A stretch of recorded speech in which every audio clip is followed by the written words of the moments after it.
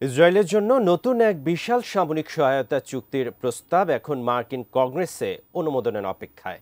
আন্তর্জাতিক গণমাধ্যম থেকে জানা যায়, $6.4 বিলিয়ন এই অস্ত্র বিক্রির মধ্যে থাকবে অত্যাধুনিক আক্রমণাত্মক হেলিকপ্টার, পদাতিক বাহিনীর জন্য সাজোয়া যান এবং নানা সহায়ক সরঞ্জাম। প্রস্তাবটি বাস্তবায়িত হলে এটি হবে সাম্প্রতিক বছরগুলোতে ইসরায়েলকে দেওয়া যুক্তরাষ্ট্রের অন্যতম বড় সামরিক প্যাকেজ। বিস্তারিত সাদিয়া সিদ্দিকার রিপোর্টে।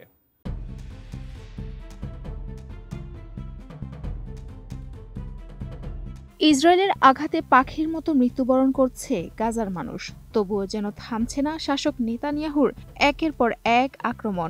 ইসরায়েলের এই আগ্রাসনে সারা বিশ্ব যখন তাকিয়ে আছে ফিলিস্তিনের অসহায় মানুষগুলোর দিকে, ঠিক তখনই মার্কিন প্রেসিডেন্ট ডোনাল্ড ট্রাম্প প্রশাসন ঘোষণা দিলেন ইসরায়েলকে $6 বিলিয়ন অস্ত্র বিক্রির। জানা যায়, এক চুক্তির আওতায় ইসরায়েলকে 30টি AH-64 অ্যাপাচি হেলিকপ্টার সরবরাহ করা হবে, যার মোট মূল্য $3.8 বিলিয়ন। পাশাপাশি $1.9 বিলিয়ন বিনিময়ে ইসরায়েলকে দেওয়া হবে 3250টি পদাতিক বাহিনীর সাজোয়া যান। এর বাইরেও অন্তর্ভুক্ত রয়েছে $750 বিলিয়ন খুচরা যন্ত্রাংশ, যার মধ্যে সাজোয়া কর্মী পরিবহন যানের যন্ত্রাংশ ও বিদ্যুৎ সরবরাহ ব্যবস্থা রয়েছে।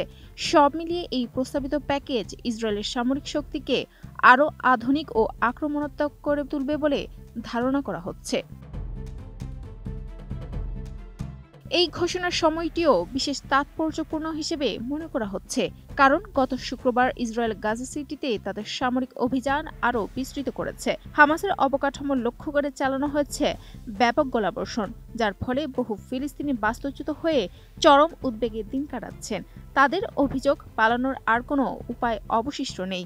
একই সঙ্গে আগামী সপ্তাহে গাজা পরিস্থিতি নিয়ে জাতিসংঘ নিরাপত্তা পরিষদের উচ্চ পর্যায়ের বৈঠক হওয়ার কথা রয়েছে। এই অবস্থায় ট্রাম্প প্রশাসনের এই অস্ত্র চুক্তি প্রস্তাব আন্তর্জাতিক মহলে নতুন আলোচনার জন্ম দিয়েছে।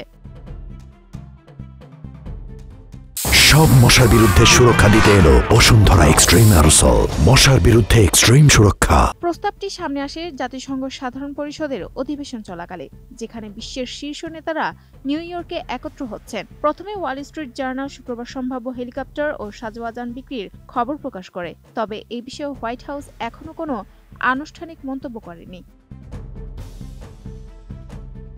ইসরায়েলের প্রতি ট্রাম্প প্রশাসনের অটল সামরিক সমর্থন যুক্তরাষ্ট্রের অভ্যন্তরীণ রাজনীতিতে স্পষ্ট বিভাজন তৈরি করেছে। বিশেষ করে ডেমোক্র্যাট শিবিরে এই নিয়ে তীব্র সংশয় দেখা দিয়েছে। গত বৃহস্পতিবার মার্কিন সিনেটের একদল ডেমোক্র্যাট সিনেটর প্রথমবারের মতো আনুষ্ঠানিকভাবে ফিলিস্তিন রাষ্ট্রকে স্বীকৃতি দেওয়ার আহ্বান জানিয়ে একটি প্রস্তাব উত্থাপন করেন। এর আগে সিনেটের অর্ধেকের বেশি ডেমোক্র্যাট সদস্য ইসরায়েলের নতুন অস্ত্র বিক্রির বিরুদ্ধে ভোট দিয়েছিলেন। গাজায় বেসামরিক মানুষের প্রাণহানি ক্রমশ বাড়ছে, আর এই পরিস্থিতিতে নতুন অস্ত্র চুক্তি মানবিক সংকটকে আরও গভীর করবে। সব মিলিয়ে একদিকে ট্রাম্প প্রশাসন ইসরায়েলকে শক্তিশালী সামরিক সহায়তা দেওয়ার উদ্যোগ নিচ্ছে, অন্যদিকে দেশীয় ও আন্তর্জাতিক অঙ্গনে বাড়ছে সমালোচনা ও রাজনৈতিক চাপ। ফলে কংগ্রেসের অনুমোদন প্রক্রিয়া শেষ পর্যন্ত কি পরিণতি বয়ে আনবে, সেটিই এখন মূল প্রশ্ন। Sadia Siddika, ATN news.